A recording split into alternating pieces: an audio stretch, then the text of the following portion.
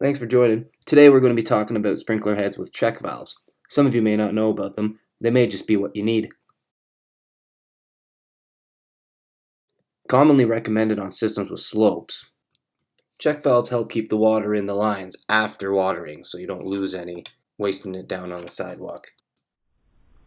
Although check valves cost more money, they save money on water consumption and the need for extra zones. Sometimes they're just a must. A lot of the time, they're just an afterthought from DIY systems. Places like Home Depot get poor feedback on their product. Customers say things like they leak.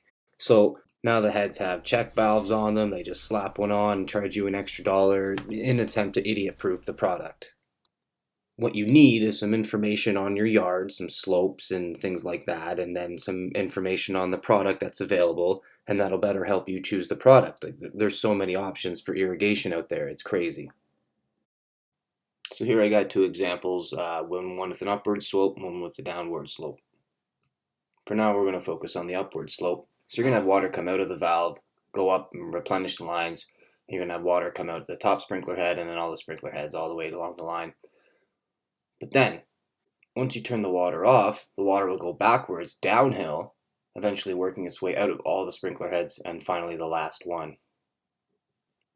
The problem is the next time you turn on the zone, when you want to use it, it's going to have to replenish all that amount of water you've just wasted before that drop of water finally hits the blade of grass.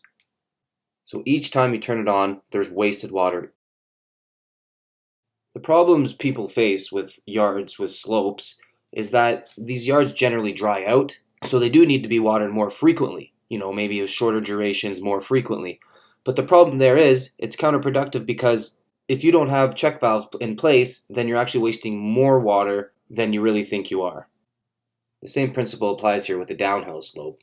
The water is going to go out the lowest sprinkler head, and gravity is just going to push it all the way out. What you can do is you can put a check valve sprinkler head on the very bottom one, but then what's going to happen, water is going to come out the next sprinkler head. So then what you should really end up doing is putting them almost on all of them, except for the highest point. You reduce the waste, but if you just replace all the ones on the hill, it'll help. With the 3D image here, we're just drawing some lines underground. We're showing the two lowest sprinkler heads nearest the house here, in the backyard. So the two lines underground on each side of the house will end up wasting into the ground, and again, you'll have to replenish that water before those sprinkler heads even pop up again. So each time you turn it on, you're wasting water.